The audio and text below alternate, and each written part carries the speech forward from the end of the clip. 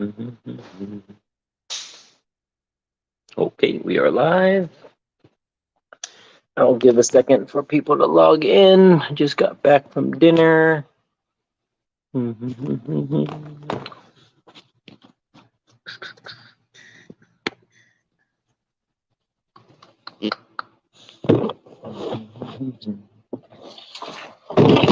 right, guys. Today's topic, we're gonna talk about Tinley Park and show you guys some animals we've hatched this past week. To start off with Tinley Park, this is in my opinion, the best show in the country. Um, Daytona's good, but Tinley just has a different feel to it. You get your bigger breeders that come out there. You got Justin and Levance and all that crew that comes out there. Daytona is just a more fun vibe. It's like it's the beach. It's hot, but Chicago seems to pull out more breeders. So if you get a chance to make it to Tinley, it's a really good show. I got to attend it we attended it 5 or 6 times before we got our first chance to vend it. My first chance to vend it originally was actually 2020. Me and Steve were actually headed up there to vend, and on our way up, so Steve was like 30 minutes away from my house, and we got the notification that show got canceled. So that would have been our first shot at vending, and it ended up canceling. So the following one got canceled. So our first shot to actually chance that we actually vended was this past October. So we're really looking forward to this weekend, seeing everybody, going to the auctions and having a good time there. And if you've ever been to an NARBC auction or a Daytona auction or anything like that, it's just a different environment. It's just a different feel. So if you ever get a chance, definitely at least go. There'll be a live video. I think someone does a live stream every time. Get a chance to watch that and see what happens at these auctions. You see the community kind of come together and raise a bunch of money and bid on really weird, stupid stuff for a good cause, But kind of piggybacking off of that auction, this past weekend we were at a Show Me show in Marietta, basically Atlanta. We were able to get together, me, Frank Monroe, some of you know him as Frank Bird, and Matt Bowers, and with the help of Mickey from the Show Me Reptile show, the Show Me Snake shows, we were able to put together an auction, and we raised almost $20,000 for USARC. And so I'd like to thank everybody that attended, everyone that donated, anyone that just even came out there and just hung out with us. I mean, it was a really cool kind of little vibe to set together, with COVID and all this, and kind of finally get an auction together in Atlanta. And we did really good. So thank you guys. Today, I'm going to try to do this stream on my phone. It seems like I'll be able to show you the animals a little bit easier. I have a lot more animals to show today than last week. So we're going to try to get right into it after a few more people log on. Someone suggested to me I wait a few minutes before I start showing animals right away, so we can kind of get people in. So with Tinley coming up this weekend, we'll be packing up on Thursday. A lot of people ask me how I set up for shows, with it being so far away. So for a show like Chicago, let's say for a show that if you're gonna vend that's far away, Chicago is or Tinley is about 13 hours from me. So what we do is on Thursday morning, we go ahead and drag all the displays out here. We line them up right here and get them cleaned out. Then Thursday afternoon around 6-7 p.m. After dinner, I go ahead and come down here and start labeling them and pricing them out. At around 10 p.m., we start to put animals into the display, and because I want the animals to be on heat as long as possible, because how long they're going to be off of heat and without water.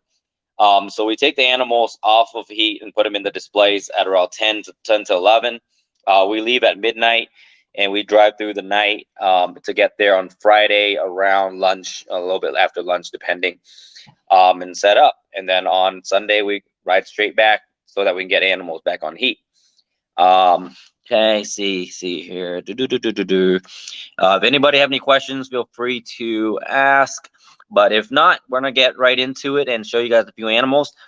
Tonight's stream is not gonna be as long. It's Mary's birthday, so I'm just gonna kind of zoom through these and then let you guys enjoy the rest of your night. Okay. I'm gonna turn this around actually. Let's see here. Oh, that's wrong. Okay, one of these here, I'm gonna figure it out. One of these days. Hey Ryan, how do I swap this around? I lied. More. Give me 1 second here, guys. Here it is. Camera. Front facing 2. Let's go to back facing 2. There we go. Oh, wow. That's weird. Okay. Okay, that looks better, right? Okay, cool. I'm gonna try to get good as the animals look. I don't want it to over glare them or anything like that. So the first clutch I'm gonna show is the Desert Ghost clutch. These hatched about 4 days ago, so they're starting to go into blue, but bear with me here. So the sire to this clutch was a Desert Ghost Clown.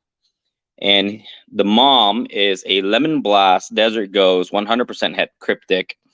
So here, the first baby we have here is a Desert Ghost Krypton. Basically, the way that the clown and cryptic works is that the genes are allelic. So this animal is essentially a Desert Ghost double het cryptic clown, but it does visually look different than a double het. Okay.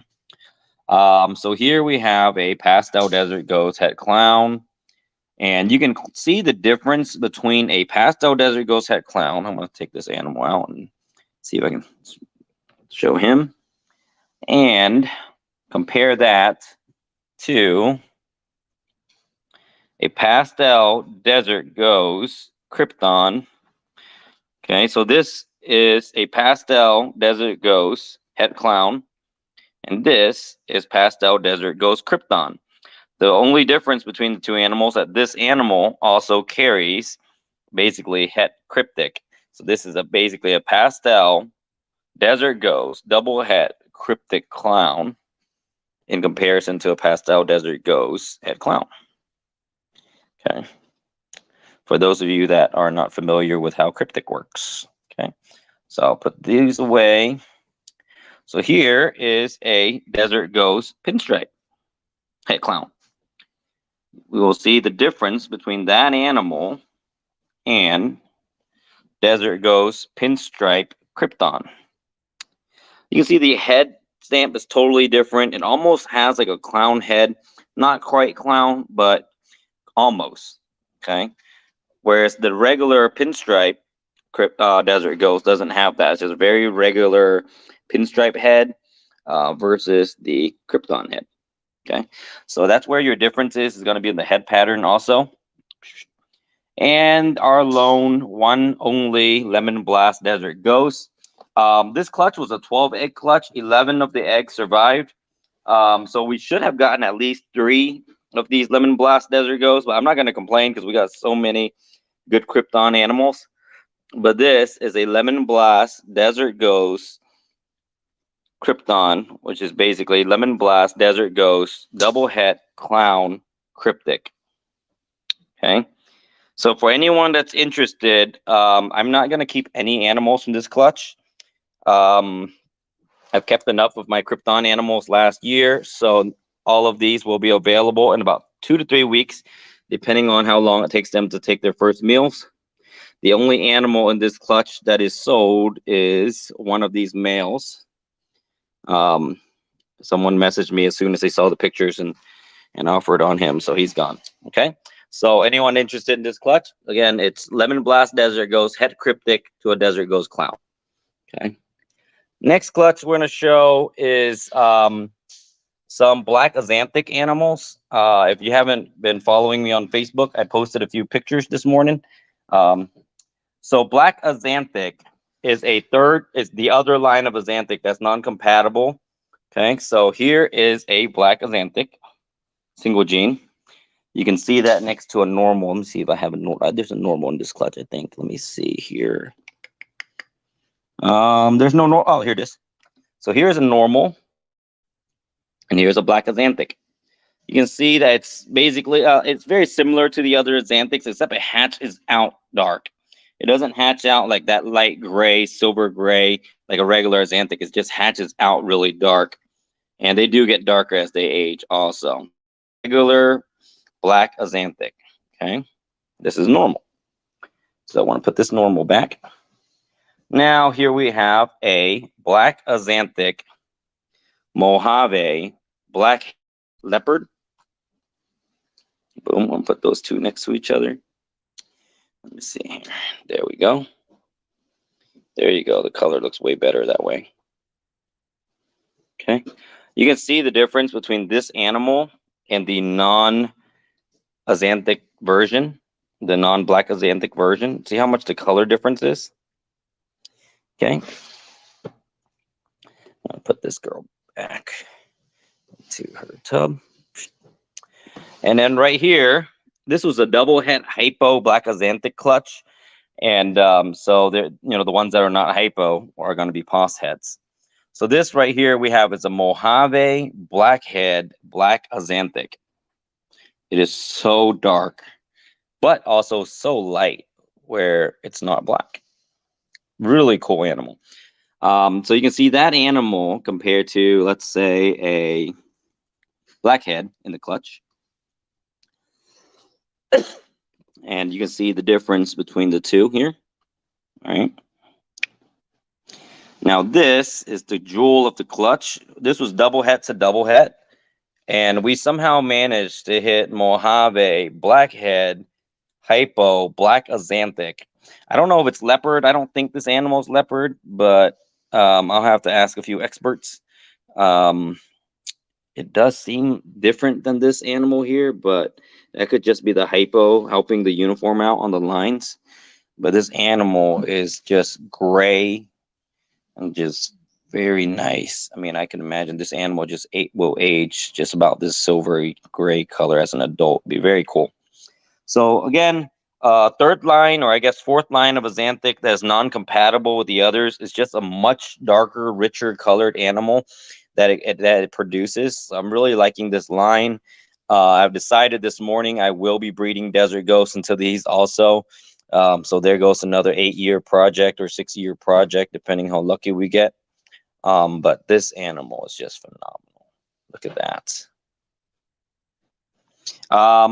The only animal I'll be keeping in this clutch is this guy right here, the double visual.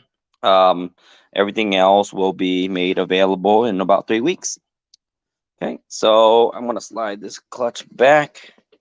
And the last animal I'm going to show you guys out of these is we hatched a kind of a cool combo that I haven't hatched before. This is a this one. Nope, not this one. Where are you? In here somewhere. Here it is. This is a hypo cypress calico. I really like the hypo cypress stuff. I've hatched quite a few of them in the last few years, and just adding calico just added a lot of lot of flavor to this animal, to this combo. You can see how much pinks come up on the sides. So I'll update it as they shed and feed and all that. But it's just a really nice animal. Again, this whole clutch, I don't think I'll be keeping anything out of this clutch because I'm hoping to hit this in a confusion combo in a few weeks. So actually this animal is just way good quality. Look at that.